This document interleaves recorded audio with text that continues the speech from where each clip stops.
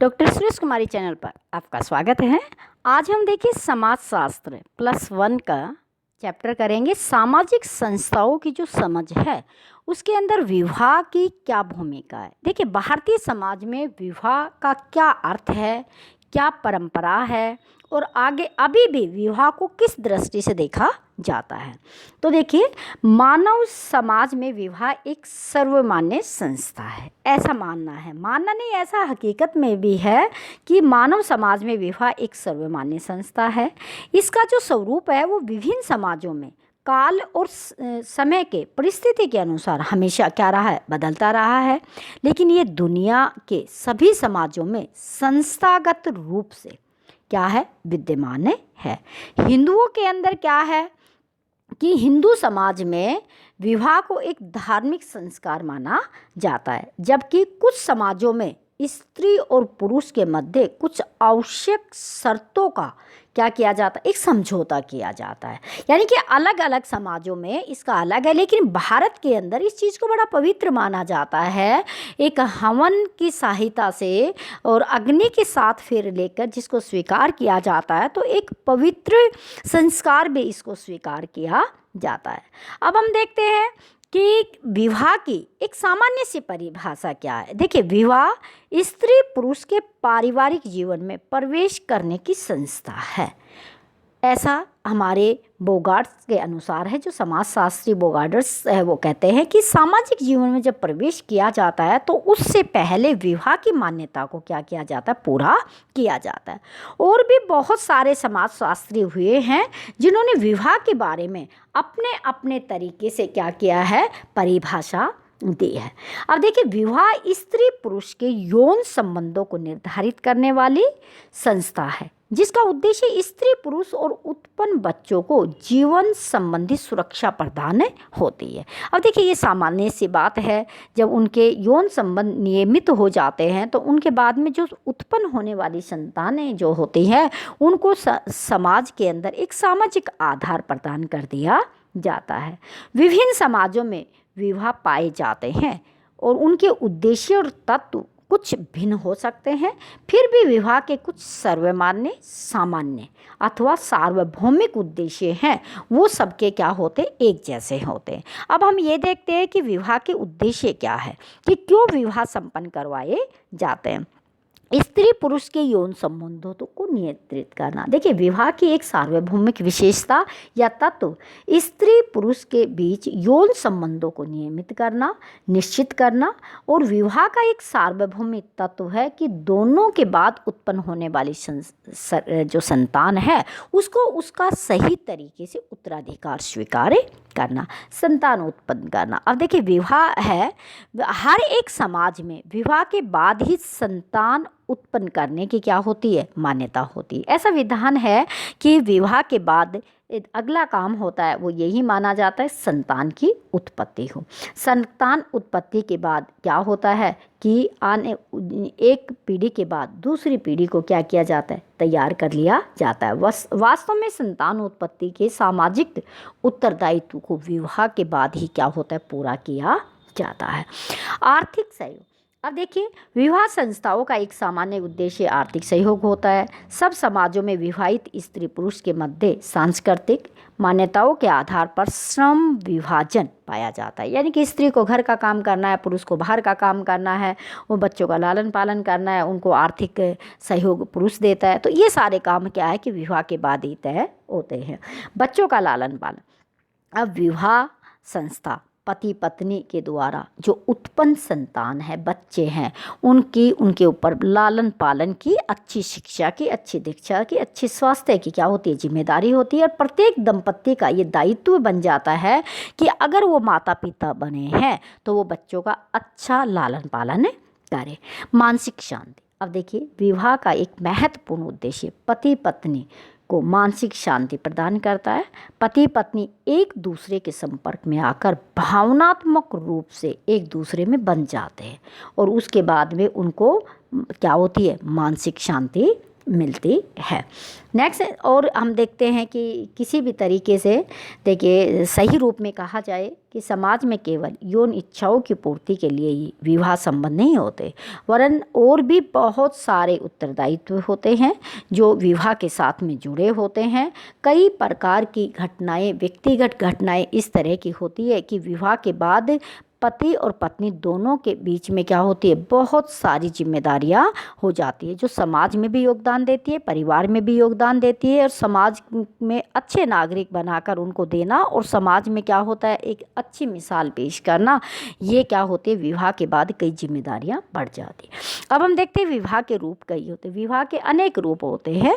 विवाह का एक होता है एक विवाही और एक होता है बहुविवाही। अब देखिएगा, एक विवाही क्या होता है, इस विवाह में क्या होता है, एक पुरुष और एक स्त्री दोनों ही क्या करते हैं, आपस में विवाह करते हैं। आधुनिक समय में सभ्य समाजों में यही मान्य है, एक विवाही प्रथा ही क्या है, ज़्यादा प्रचलित होती है। एक विवाह के कारण में क्या होता है कि संसार में स्त्री पुरुष की संख्या लगभग बराबर सी होती है, तो इसलिए एक विवाही होता है और यही बहुत ज़्यादा उचित है और न्यायप्रद भी होता है। पति पत्नी दोनों एक दूसरे के प्रति क्या होते, मिलजुल कर रहते हैं और इन कामों को पूरा करते हैं। और एक विवाही प्रथा ज़्यादा सही है, क्योंकि उससे क्या होता है कि ना तो परिवार में झगड़ा होता है और प्रेम वास्तविक क्या होता है, शुद्ध होता है, और ऊंच नीच की भावना उनमें क्या नहीं होती है, पैदा नहीं होती है। दूसरी तरफ जो व्यक्ति इसके पक्ष में नहीं है एक विवाह में, उनका ये भी मानना होता है कि एक विवाह एक अधिकार की चेष्टा करता है, इसमें एक अधिकार के समस्त दोष पाए जाते हैं, व्यक्ति की स्वतंत्रता भंग हो जाती है, अप्राकृतिक हो। तो हर एक व्यक्ति की अलग अलग दृष्टिकोण होता है। अब हम देखते हैं कि बहु विवाह क्या होता है। देखिए, बहु विवाह होता है वो दो तरह का होता है। एक होता है बहु पत्नी विवाह। ये उसमें क्या होता है कि एक पति एक समय में एक या दो उससे अधिक पत्नियां रख सकता है। ऐसी प्रथा प्राचीन समय में पाई जाती थी, लेकिन हिंदू समाज में ये प्राचीन प्रथा रही है, लेकिन वर्तमान समय में ऐसी प्रथा नहीं है। अब ये प्रथा है बहुपत्नी विवाह, ये अफ्रीका की बंगड़ा जनजाति में क्या होता है, एक प्रतिष्ठा का विषय माना जाता है। जिसके पास जितनी भी पत्नियां होंगी वो व्यक्ति क्या होता है, उतना ही योग्य होता है।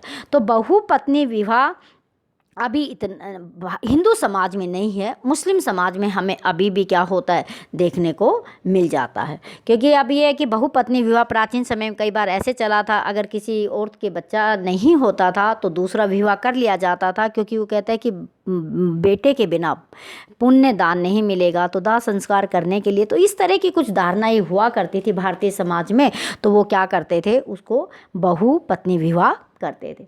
अब देखिए, बहुपति विवाह क्या होता है, ये दो प्रकार का होता है। एक भ्रातृ बहुपति विवाह, एक अभ्रातृ बहुपति विवाह। एक स्त्री का दो या दो से अधिक पुरुषों से विवाह करना बहुपति विवाह कहलाता है।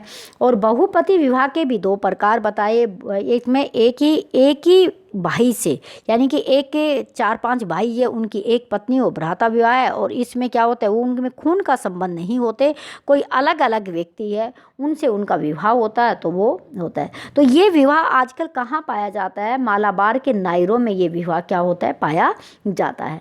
अब इसके कारण क्या होता है बहुपति, एक तो इसमें ये कारण ये होते हैं कि निर्धनता होती है, इसलिए ये विवाह होते हैं। पुरुषों की संख्या ज़्यादा होती है, स्त्रियों की संख्या कम होती है। लड़कियों की आर्थिक दृष्टि से क्या होता है, उनका गलत इस्तेमाल किया। तो इस तरह ये विवाह अभी है भी नहीं, और ये विवाह है ये पूर्ण रूप से क्या है, समाज के ऊपर एक तरह का क्या होता है, कलंक होता है। अब नेक्स्ट हम देखते हैं समूह विवाह। समूह विवाह क्या होता है, देखिए समूह विवाह का एक तरह से देखा जाए अंतिम रूप है। आजकल ये हमें कहीं नहीं नज़र आता है। विचारकों का ऐसा कहना है कि जो प्रारंभ में जब अवस्था बनी थी तो उस समय इस तरह के विवाह देखने को मिलते थे। और ये क्या होता था, लिंग साम्यवाद था। लिंग साम्यवाद, इसका मतलब क्या था, एक समूह के सब पुरुषों का दूसरे समूह की सब स्त्रियों से विवाह करने की प्रथा प्रारंभ हुई थी, जो सामूहिक विवाह के नाम से पुकारी जाती है। उसको कहा जाता है, ऑस्ट्रेलिया और तिब्बत की जनजातियों में इनका धुंधला सा कभी कभी एक आध अवश्य ऐसी सुनने में आता है, लेकिन ऐसा आजकल नहीं है। ये प्रथा पूर्ण रूप से खत्म हो चुकी है। अब क्या है, आधुनिक युग में इस प्रकार के विवाह की उपयोगिता केवल विकास क्रम को समझने के लिए और पढ़ने के लिए ही जानी जा सकती है। समूह विवाह की प्रथा अब नहीं है। पहले प्राचीन समय में जब भी प्रारंभ जो हुआ था मानव जाति था, तब इस तरह की बातें सुनने में आती थी। अब देखिए विवाह के सामाजिक कार्य क्या है। विवाह मौलिक सामाजिक संस्था होती है। अब देखिए विवाह समाज के द्वारा मान्यता प्राप्त एक मौलिक सामाजिक संस्था है। सच तो ये है कि विवाह के द्वारा ही स्त्री पुरुष के मध्य क्या होता है, समाज के द्वारा उन दोनों को स्वीकार किया जाता है, उनके संबंधों को स्वीकार किया जाता है, उत्पन्न होने वाली संतान को स्वीकार किया जाता है। समाज विवाह है वो समाज कल्याण के लिए भी महत्वपूर्ण है। अब देखिए पशु संभोग करते हैं जबकि मनुष्य विवाह करता है। इसका अभिप्राय ये है कि संभोग जैविकीय है जबकि विवाह सामाजिक और सांस्कृतिक है। इस प्रकार विवाह स्त्री पुरुष के एक दूसरे के प्रति भावी संतानों के प्रति उत्तरदायित्व को निश्चित करता है। ऐसी दृष्टि से विवाह क्या होता है, एक समाज कल्याणकारी कार्य होता है। विवाह सामाजिक स्थिति को मजबूत करता है। कहते हैं कि विवाह जो है, देखिए विवाह स्त्री पुरुष उनके संबंधों के मध्य सामाजिक संबंधों को एक तरह से निश्चित कर देता है। समाज उसको मान्यता दे देता है। विवाह के द्वारा ही व्यक्तियों को सामाजिक स्थिति प्राप्त होती है। अब देखिए विवाह से पहले किसी को कोई बच्चा पैदा होता है तो उसको अवैध संतान माना जाता है। समाज उसको क्या नहीं करता, स्वीकार नहीं करता। तो विवाह के बाद ही इस तरह की जो संस्था है वो संतान उत्पत्ति करने की और यौन संबंध स्थापित करने की क्या करता है, स्थिति प्रदान करता है। यौन संबंध देखिए निश्चित किया जाता है। अब कहते हैं कि विवाह संस्था समाज के सदस्यों की यौन इच्छाओं की पूर्ति नियमित ढंग से करता है। परिणाम स्वरूप सदस्य इधर उधर घूमना, गलत जगह पर जाना, इस तरह की चीज़ें क्या कर देता है, विवाह के उसमें क्या कर दिया जाता है, ख़त्म कर दिया जाता है। क्योंकि विवाह उनको एक विवाह करके ये अनुमति उनको क्या कर देता है, प्रदान कर देता है। नेक्स्ट हम देखते हैं कि समाज में और भी विवाह संबंधित क्या क्या काम होता है। देखिए समाज का अस्तित्व क्या होता है, बना रहता है। अब समाज का अस्तित्व कैसे बना रहता है कि जब एक स्त्री पुरुष की शादी हो जाती है, बच्चा पैदा हो जाता है तो उसको समाज क्या कर लेता है, स्वीकार कर लेता है और उसी से समाज आगे बढ़ता है। अब देखिए एक अविवाहित लड़की को कभी बच्चा पैदा होता है तो उस माँ का तिरस्कार किया जाता है, उस बच्चे का तिरस्कार किया जाता है। लेकिन विवाह द्वारा समाज का अस्तित्व निरंतर बना रहता है। बच्चों को क्या मिलता है, कानूनी अधिकार मिल जाता है और समाज की स्थिति उसमें क्या हो जाती है, बहुत मजबूत हो जाती है। तो देखिए रिवर्स का कहना था कि विवाह बच्चे को समाज में एक निश्चित पद प्रदान करता है और उसी के सारे सामाजिक संबंध निश्चित होते हैं। जो उसके पिता के सामाजिक पद और स्थिति होती थी वही स्थिति क्या होता है, बच्चे को मिल जाती है। विवाह मानसिक और शारीरिक संतोष देता है। अब विवाह के माध्यम से स्त्री पुरुष अधिकाधिक मानसिक और शारीरिक संतोष प्राप्त करते हैं। निश्चित तौर पर जानकर कि कोई संतान उसी व्यक्ति की है तो व्यक्ति क्या होता है, उसको बेहद क्या करता है, प्यार करता है। तो इस तरह हम देखते हैं कि विवाह जो है वो समाज को एक तरह से व्यवस्थित करने का, एक सिस्टम को कायम रखने का क्या होता है, एक तरीका होता है। अब देखिए कि भारत में किस तरह के कितने प्रकार के विवाह होते हैं। तो सबसे पहले हम देखते हैं अंतः विवाह। अंतः विवाह क्या होता है, अंतः विवाह वह नियम है जिसके अनुसार एक व्यक्ति को अपनी ही जाति या समूह में विवाह करना पड़ता है परंतु निकट के रक्त संबंधियों से विवाह की अनुमति नहीं होती। तो उसको हम क्या कहते हैं, अंतः विवाह कहते हैं। इसके कारण यही होती है, उसमें प्रजातीय भिन्नता का कारण श्रेष्ठता का होता है, हीनता की भावना इसमें उत्पन्न होती है, बाल विवाह प्रथा और माता, ये सारे बहुत सारे ऐसे कारण होते हैं जिनकी वजह से ये विवाह किया जाता है। बहिर्विवाह, बहिर्विवाह में क्या होता है, देखिए हिंदू समाज में जाति के अंदर विवाह करने का विधान है परंतु अपने गोत्र पर्व सपिंड में विवाह करने का निषेध है। गोत्र पर्वर और सपिंड के बाहर विवाह करने को बहिर्विवाह कहते हैं। जाति तो उन्हीं की होती है लेकिन एक रक्त संबंध के आधार पर जिस चीज़ को माना जाता है उससे थोड़ा सा दूरी पर रहकर क्या किया जाता है, विवाह किया जाता है। गोत्र में विवाह करने का निषेध है का मतलब है कि गोत्र का संबंध खानदान के किसी आदिकालीन महापुरुष से है, इसलिए गोत्र में विवाह नहीं किया जाता।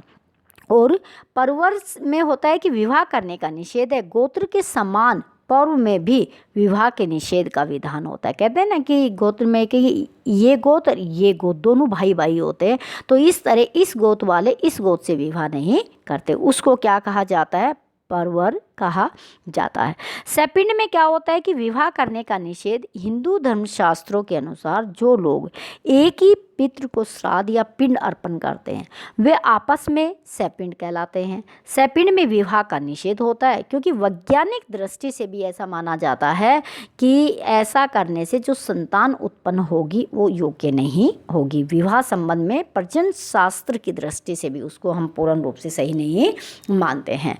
तो इसी तरह देखिए कि बहिर्विवाह के कई तरह के लाभ भी होते हैं कि संतान उत्पन्न होगी, वो बलवान होगी, प्रगतिवादी नियम है। तो इन चीज़ों को वैज्ञानिक दृष्टि से भी क्या किया जाता है, स्वीकार किया जाता है। और जो इसकी आलोचना करते हैं उनका ये मानना है कि ये इसमें सीमित साधन होता है, दहेज प्रथा को बढ़ावा दिया जाता है, बेमेल विवाह हो जाता है, बाल विवाह का प्रचलन होता है। तो अलग अलग उसके क्या किया जाता है, विरोध किया जाता है। अब हम देखते हैं कि अनुलोम विवाह क्या होता है। देखिए मनुस्मृति में एक ऐसा वर्णन मिलता है जिसमें चारों वर्णों के पुरुष अपने से निम्न वर्ण की स्त्री से विवाह कर सकते हैं, परंतु अपने से उच्च वर्ण की स्त्री से विवाह नहीं कर सकते।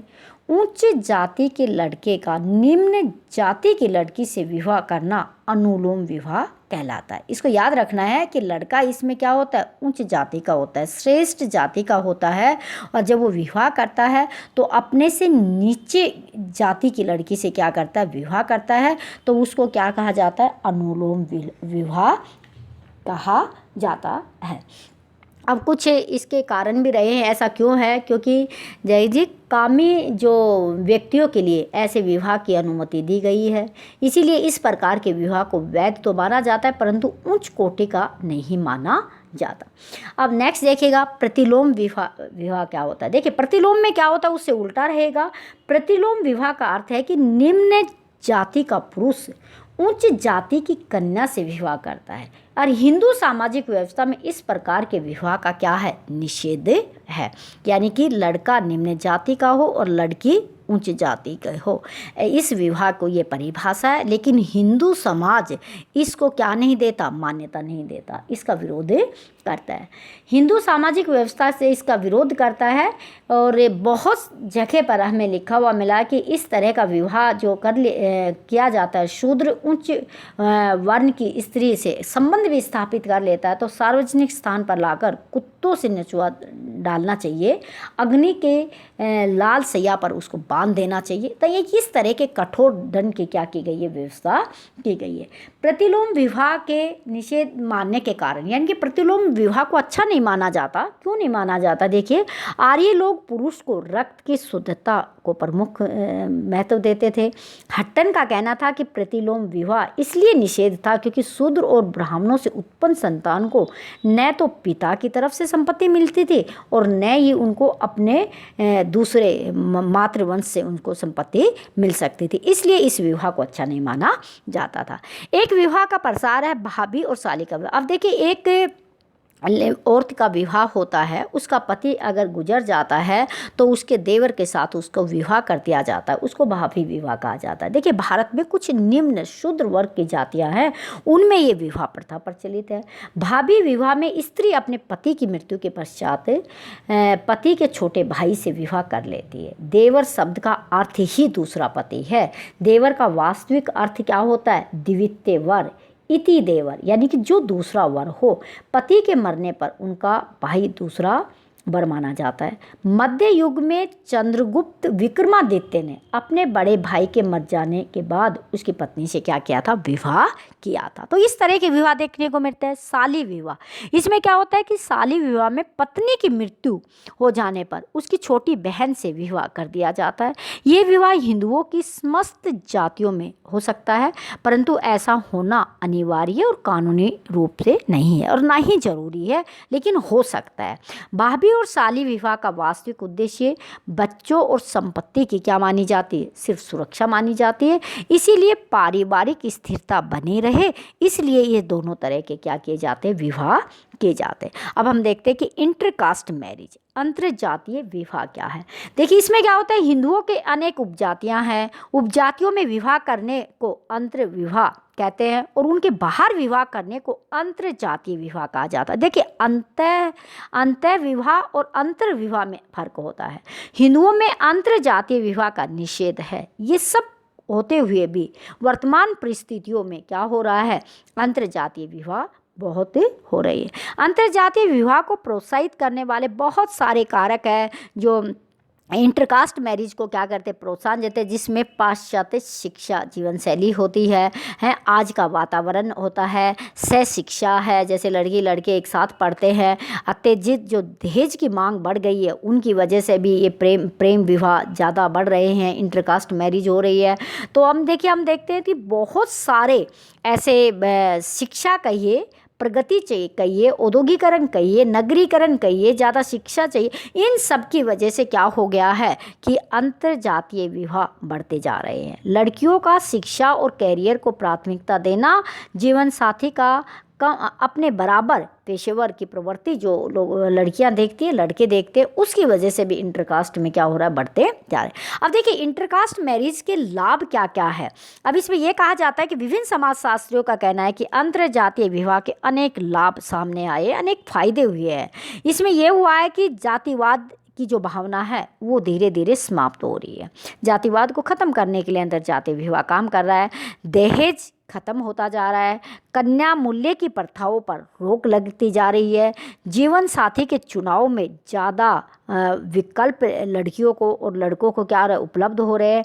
राष्ट्रीय एकता व सामाजिक प्रगति में ये क्या हो रहा है, सहायक हो रहा है। विवाह से संबंधित अनेक समस्याओं का क्या मिलता जा रहा है, हल मिलता जा रहा है। इससे बच्चों में उत्तम गुणों का क्या हो रहा है, विकास हो रहा है। अब देखिए वास्तव में कुछ भी कहा जाए, वास्तव में अंतर्जातीय विवाह देश में रूढ़िवादिता, अंधविश्वास, ऊंच नीच की भावना आदि को क्या कर रही है, ख़त्म करने में महत्वपूर्ण भूमिका निभा रही है। ऐसा हम आशा भी करते हैं और विश्वास भी करते हैं कि आने वाले समय में अंतर्जातीय विवाह से जाति प्रथा जैसी रूढ़िवादी अंधविश्वास धीरे धीरे क्या हो जाएगा, ख़त्म हो जाएगा।